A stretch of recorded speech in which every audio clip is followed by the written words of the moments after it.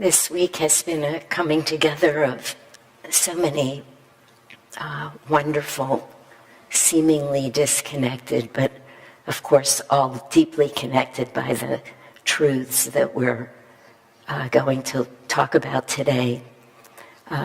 You can see our altar, for those of you who come here weekly, looks a little different today than it usually does, because on Friday was a celebration of what is called Swami Kriyananda's Moksha Day.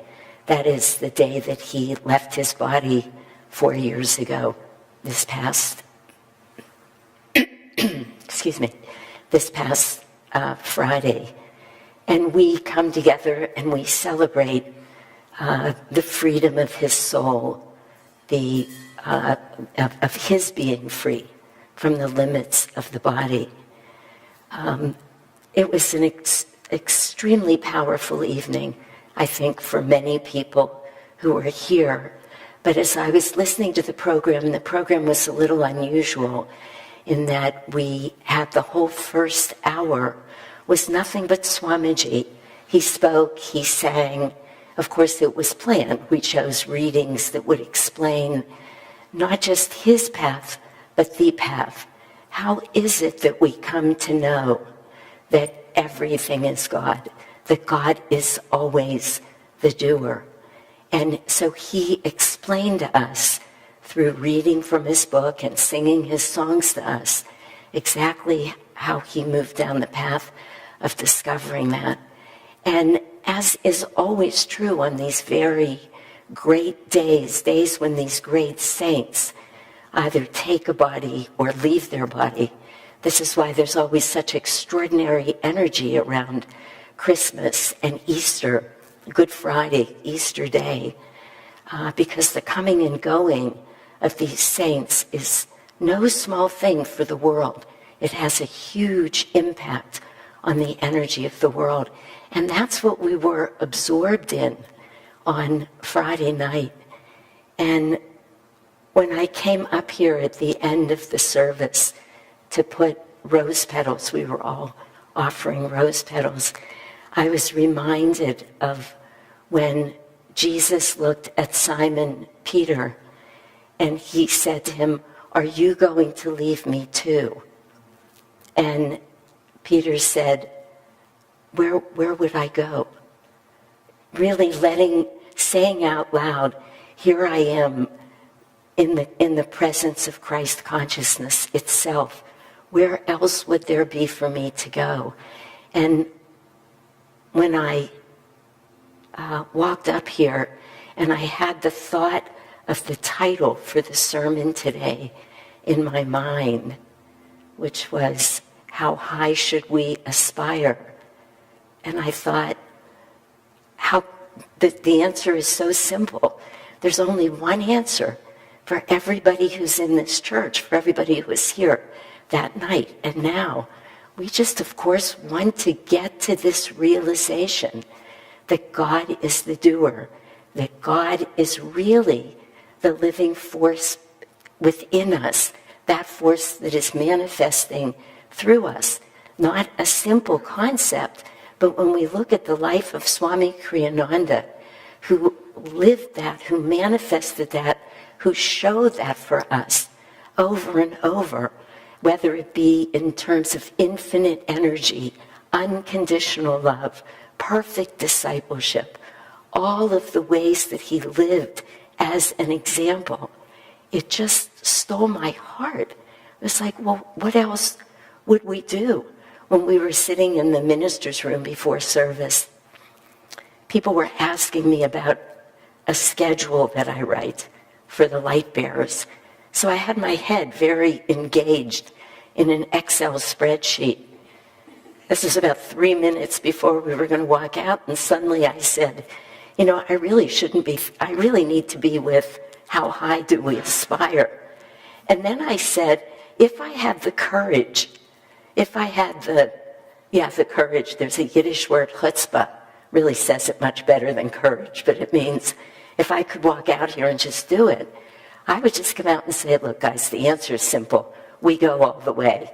I said I would pull a Winston Churchill from when he spoke like that at a graduation at Cambridge, where he came up, and you've all heard me say this before, but he was the keynote speaker at Cambridge, and he walked out, and he said, never, never, never, never, never, 7 times, give up, and he sat down. That was his talk.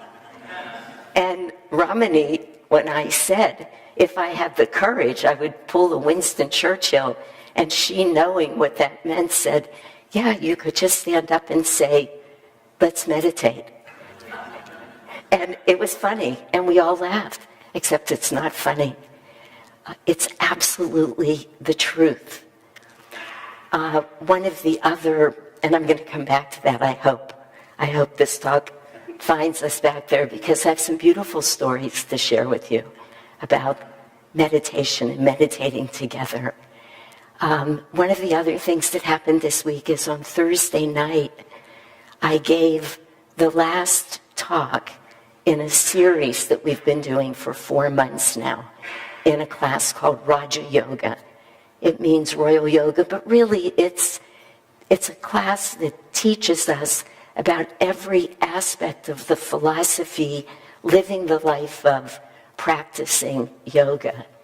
And this last chapter, which was called The Yogic Scheme of Life, was a rather complicated chapter to talk about, which I said so many times that yesterday my friend Ramurti was telling me that the talk, which felt almost impossible to do, and I only realized after this question and answer period we had yesterday, the talk was Thursday, it so challenged me because I was trying to explain things and speak to logic, reason, ego, those things that are pure soul quality. Really, the task I was given to do, in a way, was virtually impossible. And that threatened me a little bit. But Ramurti said to me, no, it was a pretty good talk. He said, the only thing is, you kept talking about how hard it is. He said, you must have said it 4 or 5 times. I said to him, you're right. I probably shouldn't have done that. But then I looked back in the chapter, and Swami himself said on several occasions in the chapter, these are the hardest concepts for the human intellect to get. So what he did, and I want to present it in a nutshell because it leads right up to this teaching for today. He presented the way of the yogi, if you will, that we start out, we all have to live in terms of a philosophy called Sankhya. And just in a sentence, this extraordinary philosophy, what it says is, each of us has to come to the place where we realize that living as we're living, all of us, is suffering. And that we have to really want desperately to be lifted out of that suffering and to find our way into more peace, more calmness, more joy, more of the realization of our infinite nature. Now, that's subtle. And as I said the other night, and I want all of us to get this, it's very subtle because I would bet that most of us sitting in this room, our lives are not that horrible. I used as an example when I was first coming upon these teachings, and I wasn't yet 30 years old, just before 30. And I really had everything in the world that a 29-year-old would want. I was smart. I was headed into medical school. I was in a great relationship. We owned a beautiful home. I had just bumped into these teachings. And when everybody kept saying, all of the teachers, how much we want to move to the point where we don't need to come back and inhabit a human body again, I thought they were out of their minds. I remember saying to myself, who wouldn't want to come back to this? I just thought life was fabulous. So it's not obvious. These are teachings on a subtle plane until we've had this experience of feeling infinite love, infinite peace, infinite wisdom, knowing, even in moments, that we are in fact divine. We are constantly drawn to these aspects of life that take us away from that true nature. And some of it's really understandable. It's fun buying a new house. It's fun falling in love again. These are not horrible things. So it takes a long time, many, many lifetimes, to come to that point where we realize there's suffering involved here. And no matter how many different ways we try to solve this problem in the world, we can't. And once we desperately want something else, we find ourselves taking a 4-month Raja Yoga class or something like that. We walk into this church. People say, I've been driving by that sign for years. I hear that all the time. Well, what drew you in today?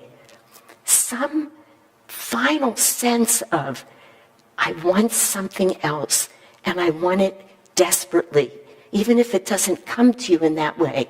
And then we find ourselves here. And then we take 4 months of Raja, where we learn the philosophy of yoga that says, this is how you get from that place of suffering to that state of remembering all is Vasudeva, all is God. We are all God. But we're going to show you how to get there where that's actually your living reality. And we go through 4 months and we talk about energy and magnetism. We study the yamas and the niyamas, which really tell us how to do it on a day-by-day basis, and much more. It's 4 months.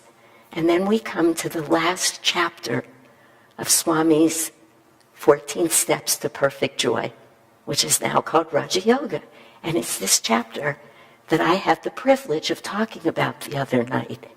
And he describes all of this. He actually presents first what I just talked about. And then he talks about, probably in the clearest way.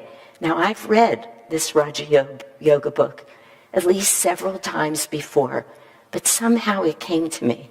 It was one of those moments where I got something in a new way. Swamiji's saying, God, in his infinite consciousness, manifested or materialized this world. He actually became it. He meaning that infinite consciousness. But in the becoming of everything, every one of us, every animal, every rock, every tree, every thought, every feeling, he did not become any of that. He did not actually take on all of the qualities that are Shanti. He may be manifest in greed or anger because all is Vasudeva.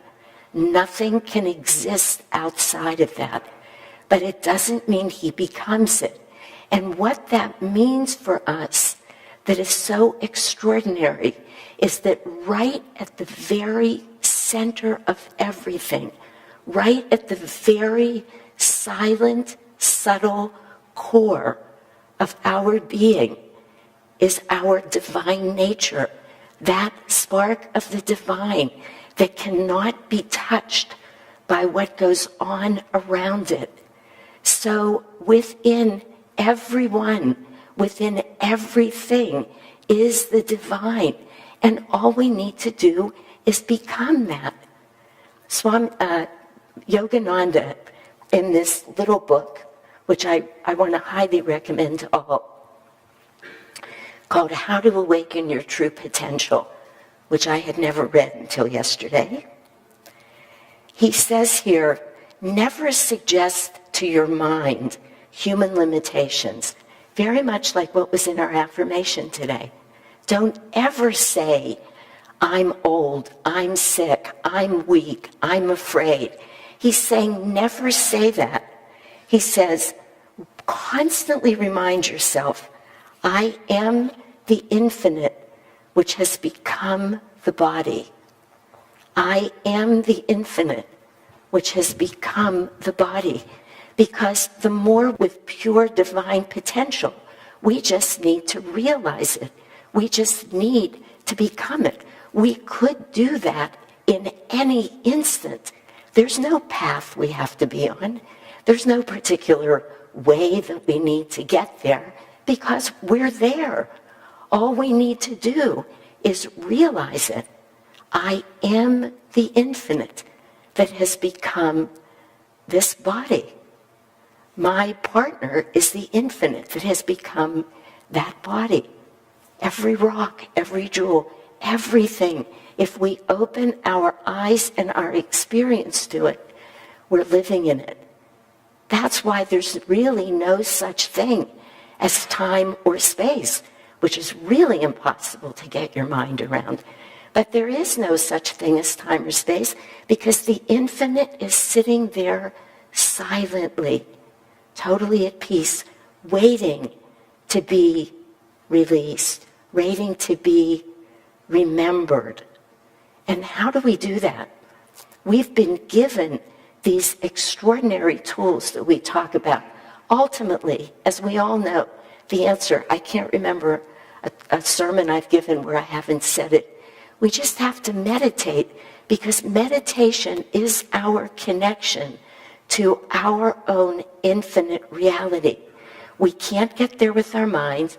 We have to have an experience. Yesterday we did this question and answer for anybody who wanted to attend from the Raja Yoga class. I don't know that I was thinking this while I was there, but when I went home, I was really taken with how profound an experience it was for me. And I just sat with it for a while. We were together for 2 hours, a small group, where students who've been taking Raja, so they've been there for 7 months. So I feel like I've been watching them and getting to know them a little bit. And many of them are relatively new on this path. It doesn't mean that they're new souls. They're obviously fairly old souls, or they wouldn't have found their way to Raja. But a lot of these teachings are new, and whatever happened that they had that moment, as I said, driving by, seeing the sign, walking in, deciding to spend 16 Thursday nights here. A lot of this is new. Many of them had never really meditated before. Maybe they had been born and raised in the Catholic tradition or some other Christian tradition or Jewish. Many of them are. So a lot of what they're getting is new. But sitting in that room with them yesterday, listening to their questions and our answers was quite extraordinary because I realized that even their knowing to ask those questions, never mind being wide open to the answers that we were giving. This was extraordinary teaching. A couple of questions were asked about this last chapter, the most subtle truths that any of us can know, and yet they got it. I mean, one after the other, and I thought, it's because they're meditating.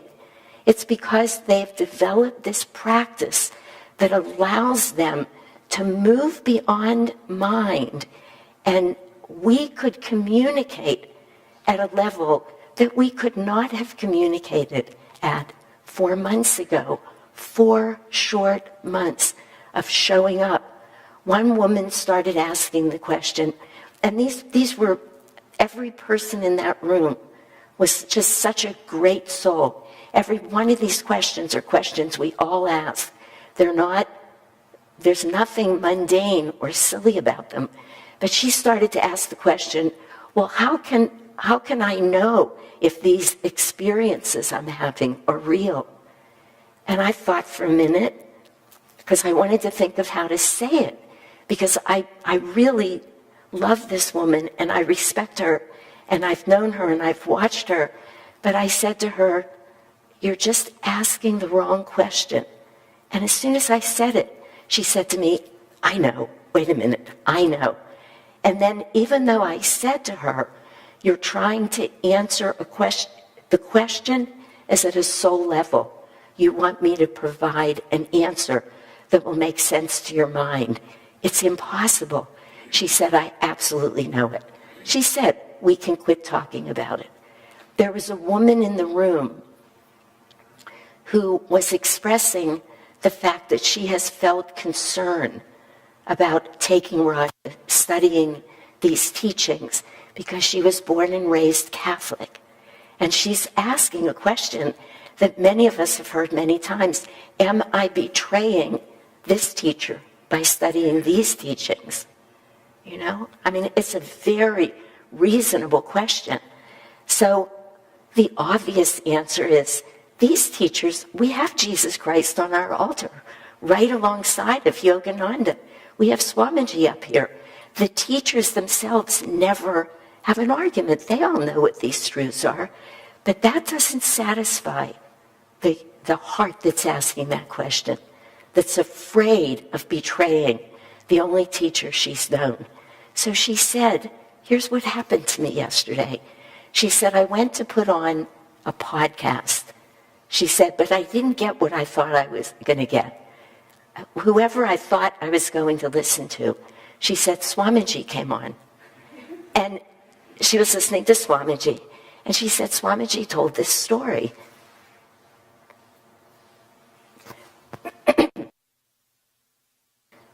And the story is one that many of us have heard or read, about a man who came to Yogananda. Now remember, this is a Catholic-raised woman who's wondering and is really having a lot of questions about whether she should keep moving down this path. Very sincere, deeply devoted woman. That's who this happened to. Turns on however she was listening, Swamiji comes on, and he tells the story of a man who came to see Yogananda. And the man tells Yogananda he's Christian, and he's been trying all of his life to have Christ come to him. He wants to have a vision of Christ. And he's tried and he's prayed, very sincere. And Yogananda says to him, I can show you the way. But the man really resists opening to these other teachings because he's afraid that he's going to be betraying Jesus. And Master says to him, look, you come to me, you're like a man in a room, and you desperately want to get out of that room. And I'm here, and I'm telling you, I can show you the door. I know how to get you out. You're not betraying anybody. You're not accepting any other teachings necessarily. You're just going to get out of this room.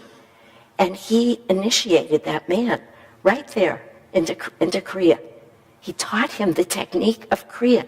And that night, that man went home, and Christ came to him. That's what was given to that woman who's been sitting in Raja for 4 months and meditating. And she tells us, I've developed a practice of meditation.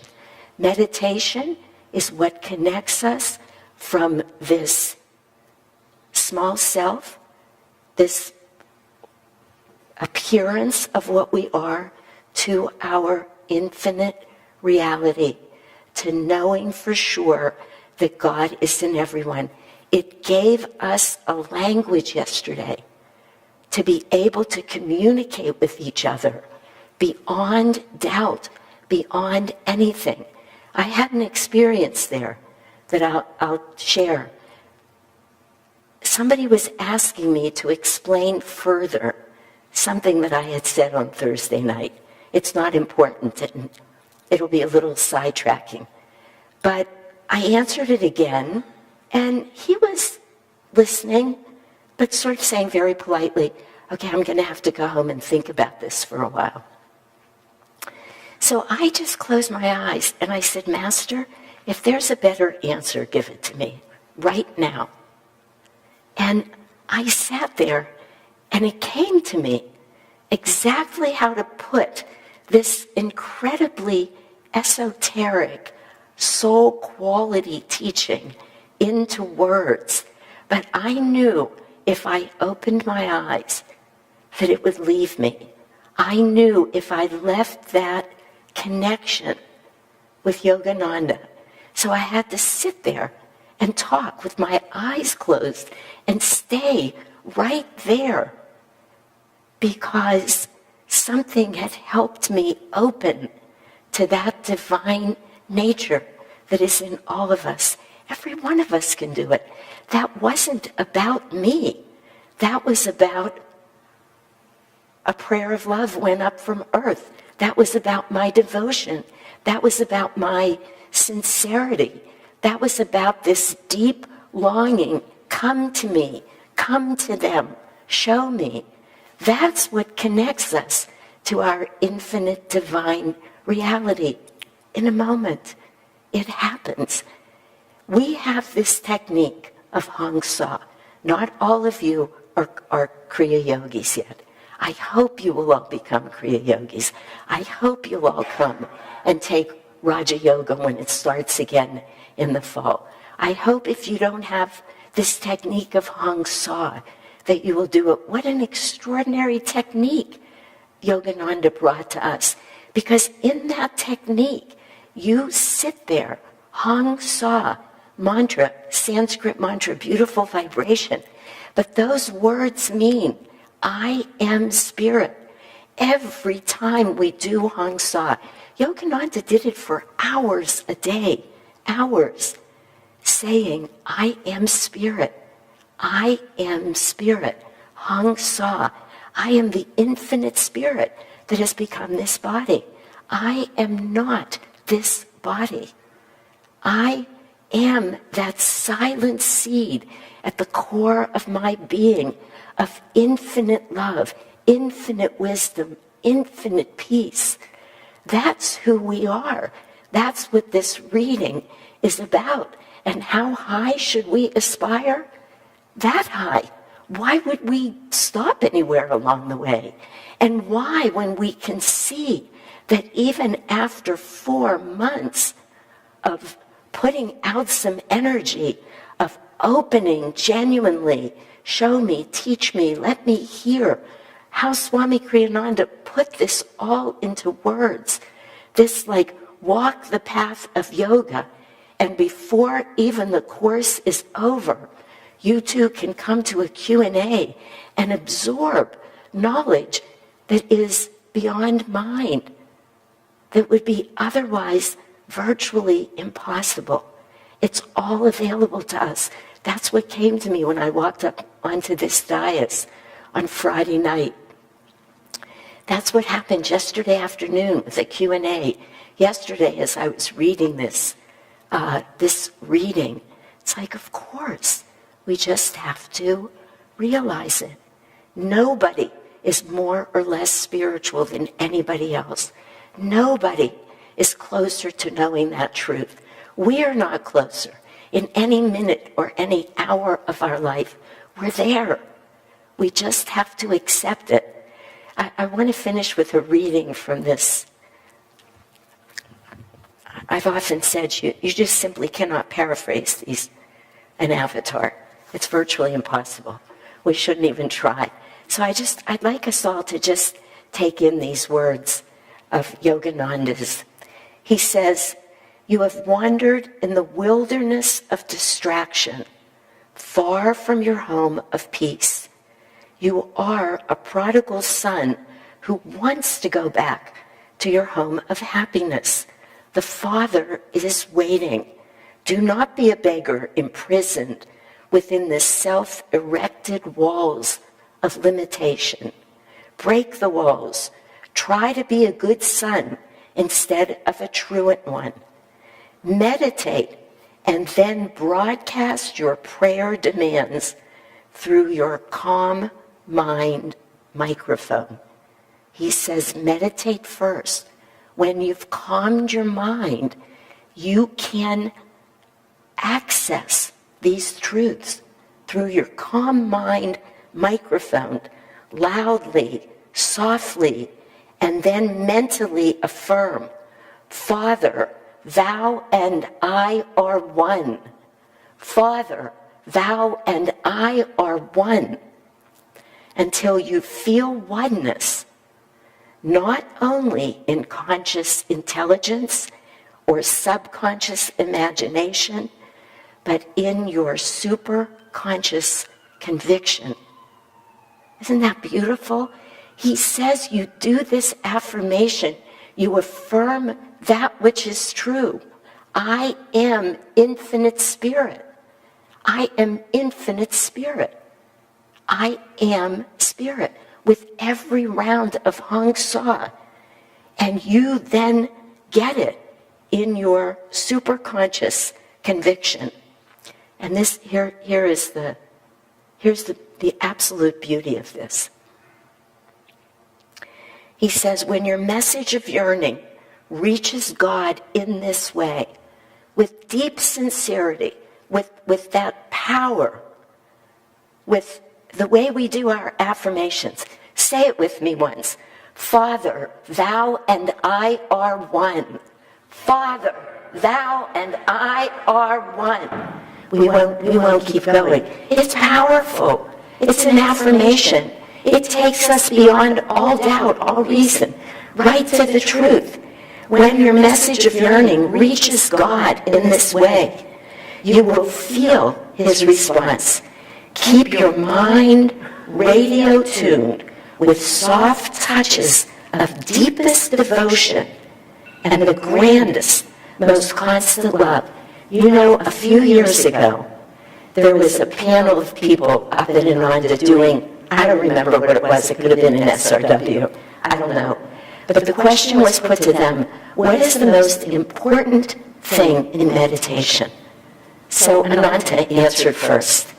He thought about it and he said, devotion. And then Maria, his wife, answered. And she said, devotion. And then whoever was third, I don't remember right now, he said devotion. And then Kalamali, who was the youngest of all of them at the time, this was 4 years ago, she's still quite young, she was younger then, she said, you know, I've given this question a lot of thought, and the answer is devotion. Because it's true.